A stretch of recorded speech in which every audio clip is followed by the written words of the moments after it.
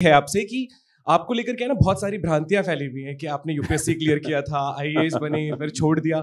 और मतलब वो जितनी बार आप डिटेल में जाते हो ना सर्च करने के लिए, वो नई नई बातें निकल के आती हैं कि अच्छा नहीं, उन्होंने कभी क्लियर किया नहीं, कभी कुछ। जैसे एक कोट था, मैंने कहीं पे पढ़ा था, किसी टीचर ने मुझसे कहा था कि ये ना मुखर्जी नगर में सिर्फ वही जाते हैं जो खुद आईएएस नहीं बन पाते।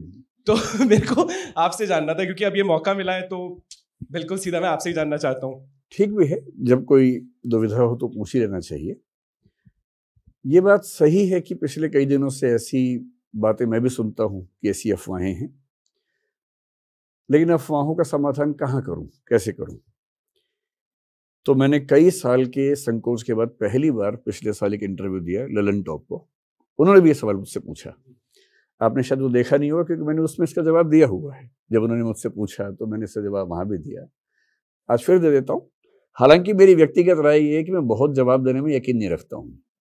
किसी को मेरे बारे में गलत सोचना है तो मैं उसको पूरा मौका देता हूँ कि वो सोचे, न कि मैं उसको जवाब दे के उसको मतलब मैं क्यों उसको उसकी मौलिक कल्पनाओं से मुक्त कर दूं। अगर उसकी कल्पनाएं हैं, उसको मजा आ रहा है सोचने में, और यदि मेरे बारे में 4 गलत बातें बोलने से उसकी खुशी बढ़ रही है, उसका हैप्पीनेस इंडेक्स बढ़ रहा है, तो मैं क्यों उसकी खुशी कम करूं।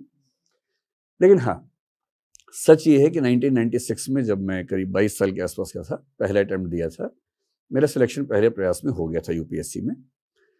मैंने ललन टॉप में बताया था कि मेरा रोल नंबर क्या था, 97484 रोल नंबर था, 96 का अटेम्प्ट था, 384 रैंक मेरा आया।